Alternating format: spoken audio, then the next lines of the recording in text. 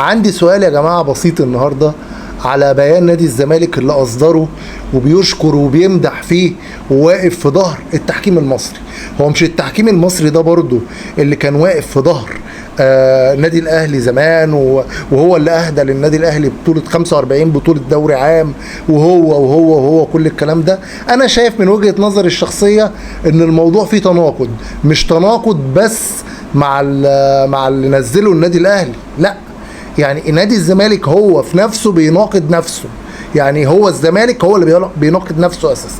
ده الموضوع اللي هنتكلم فيه الاول، ومش هتكلم فيه بند يعني بالنسبه للبيان اللي نزله، انا هتكلم في المطلق، لان الموضوع زي ده لازم الواحد يتكلم فيه في المطلق. طيب، والموضوع التاني اللي هنتكلم فيه النهارده هو موضوع بيزيرة يا جماعه.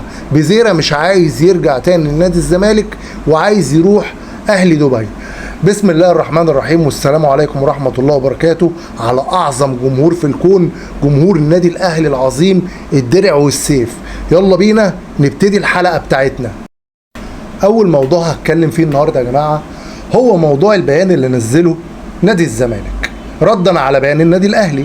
بس هنا في اختلاف كبير جدا.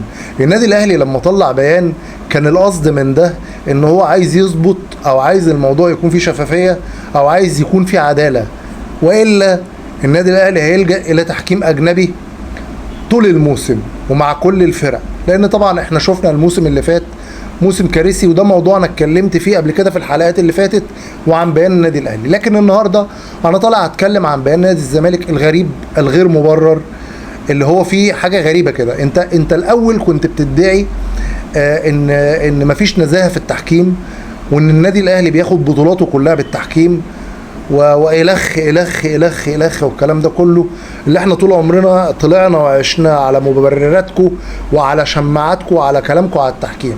طب ايه اللي انا افهمه بقى من البيان اللي انت طلعته دلوقتي وبتقول فيه ان النادي الاهلي بيضغط على منظومة التحكيم؟ طب هو هيضغط عليها ليه لما هو على كلامك هو مستفيد منها على طول؟ تاني حاجة، انت طول عمرك بتقول ان النادي الاهلي بياخد بطولاته بالتحكيم. خليني ماشي على كلامك، بياخد بطولاته بالتحكيم، وطول عمركم كنتوا بتتغنوا لحد اخر دوري خدناه اللي هو ال 45، بتقولوا 45 دوري حرام، 45 دوري بالتحكيم. منين انت طالع بتدعم التحكيم وبتقول احنا في ظهر التحكيم، وبتدعم الاتحاد المصري، وبتدعم الباشمهندس هاني ابو ريده، وبتقول احنا في ظهر الباشمهندس هاني ابو ريده الراجل اللي ظبط في منظومه المنتخب وعمل وكلام كلنا عارفينه وعارفين ايه يعني ايه اساسه. يعني اساسه حاجه كده تتعب، يعني كوني ان انا اطلع واقعد امجد في واحد انا عارف في الاول وفي الاخر هو انتماءاته ايه، فدي حاجه بصراحه ما يتقالش عليها غير حاجه، يعني ايه، انا مش عايز اقول اللفظ بصراحه. فده طبعا موضوع غريب، وامر غريب ان انتوا تطلعوا تتكلموا فيه.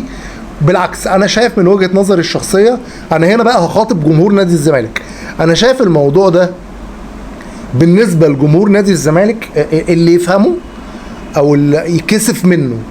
يعني بيان زي ده لما الادارة تطلعه وتقول فيه الكلام اللي قالوه، وانتوا بقالكوا 100 سنة بتطلعوا تتكلموا على التحكيم وان النادي الاهلي بياخد بطولاته بالتحكيم، والله البيان ده المفروض هو انا استغربه، لكن المفروض هو ما يضايقنيش انا كاهلاوي، هو المفروض يضايق كل واحد من جمهور الزمالك.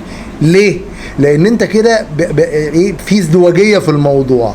انا هنا بتكلم على ايه؟ انا هنا بتكلم على مجلس ادارة نادي الزمالك، مجلس إدارة نادي الزمالك والمسؤولين اللي أصدروا القرار ده، وكل واحد من جمهور نادي الزمالك هيوافق على الكلام ده. لا، صباح الفل، يبقى انت كمان عندك مشكلة وعندك ازدواجية، لان انت لحد النهاردة بتحاسبني وبتقول لي ان انت خدت بطولاتك بالتحكيم اللي فاتت. طب منين انت بتقول الكلام ده؟ ومنين انت طالع تقول لي ان التحكيم المصري زي الفل واحنا بنساند التحكيم المصري؟ دي ازدواجية وده تناقض. مش تناقض بقى مع البيان، هو طبعا انت طالع بتعمل الكلام ده عشان يبقى اسمك ايه، طلعت حاجه قدام بيان الاهلي وخلاص، اي خالف تعرف، وطول عمرها الحكايه معروفه من زمان، ولكن انتوا بتناقضوا نفسكم. المشكله يا جماعه ان التناقض ده تناقض مع النفس، وده الاسوأ على فكره. انت مش طالع بقى ايه بتناقض النادي الاهلي وخلاص، انت النادي الاهلي خلاك تغلط لدرجه انك بتطلع بيانات هي في الاصل هي بتدينك، وهي في الاصل بتعرف الناس ان انت كنت طول عمرك بترمي شماعات وخلاص في الهوا، زي ما يقول لك كده بتضرب عيارات في الهوا. اللي هو ايه هي الفكره؟ الكره في النادي الاهلي.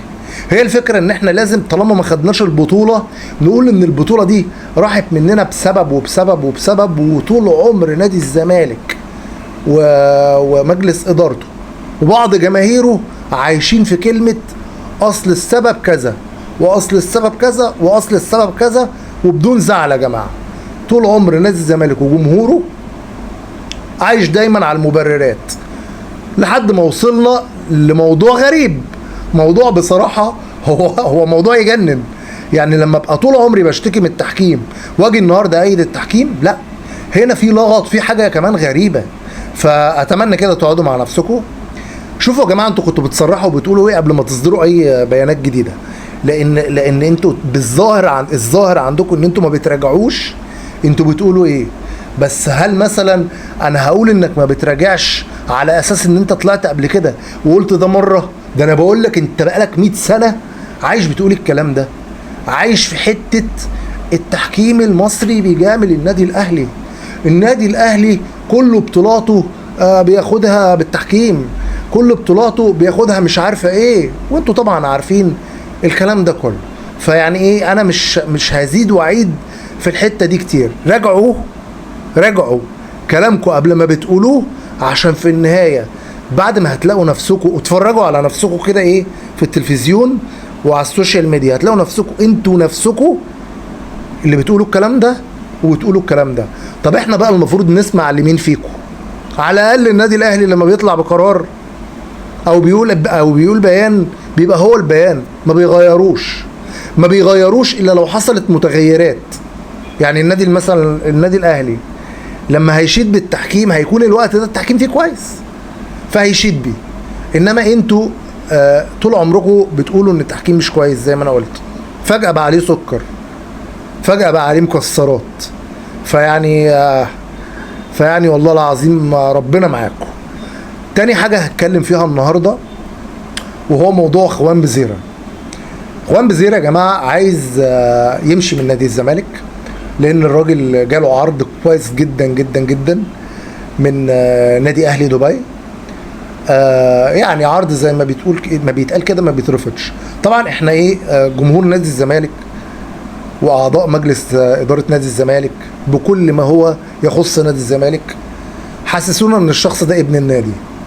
الواد يجيب جون يجري يعيط، يقوموا هم معيطين هم كمان، ويقعد يمسك في الفانيلا ويعمل كده والتيشيرتات ويعمل كده، يخسر يعيط ويتمرمغ في الارض ويدبدب وهم يدبدبوا وراه ويعيطوا وكده. كنت بحس يعني ايه ان مسلسل ايه المال والبنون شغال من كتر العاطفه اللي بشوفها والله، ومن كتر المأساويات.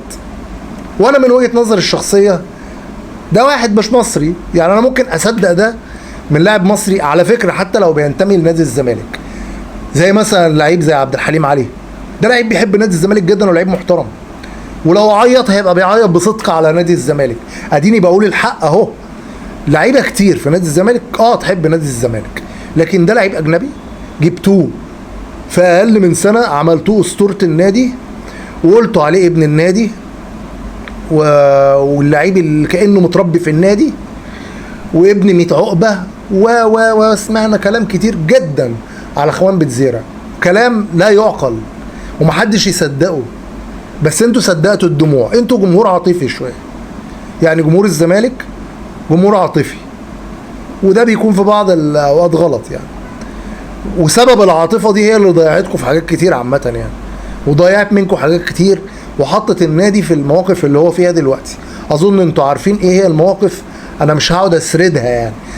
ولكن اللعيب جاي له عرض كويس جدا، هو موافق عليه، عايز يمشي، ومجلس اداره الزمالك مش عايزه يمشي عشان يعتبر ده نجم فريق، نجم الفريق دلوقتي الاوحد، خصوصا بعد ما سيف الجزيري مشي كمان كراجل مهاجم يعني.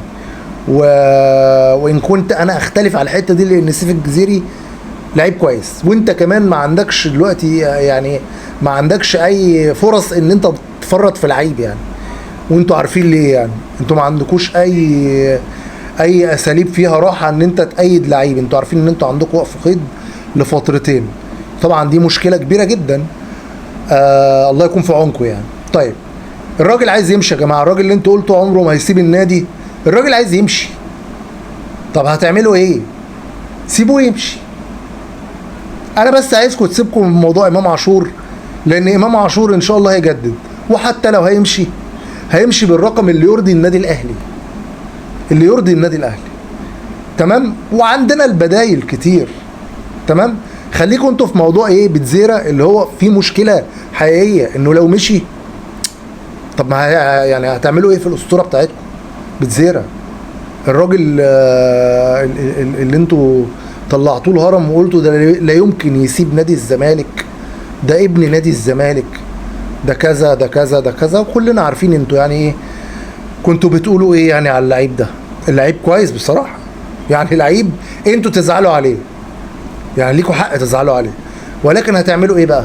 هو ده الاحتراف يعني، هو ده الاحتراف. ومش بعيد يروح اهلي دبي وبعد كده تلاقوه في الاهلي المصري. عادي، سهله يعني ونقدر نعملها يعني، سهله جدا ونقدر نعملها. بس هي الفكره كلها ان انتوا، انا مش عايزكم بس تدوا المواضيع اكبر من حجمها، عشان انتوا ما في حاجه حجمتوها او كبرتوا فيها الا ما في الاخر ما بتبقاش عندكم. قعدتوا تقولوا زيزو ما يمشيش وعمره ما يسيب، ونبيع كلاوينا يا زيزو، ونبيع يا زيزو، ونعمل يا زيزو، ونسوي يا زيزو، وفي الاخر زيزو مشي وما كملش. الراجل بيتشتم لحد دلوقتي منكم بسبب ان هو مشي، والله ما اعرف بيتشتم ليه، بس اهو يعني هي عادتكم ولا هتشتروها؟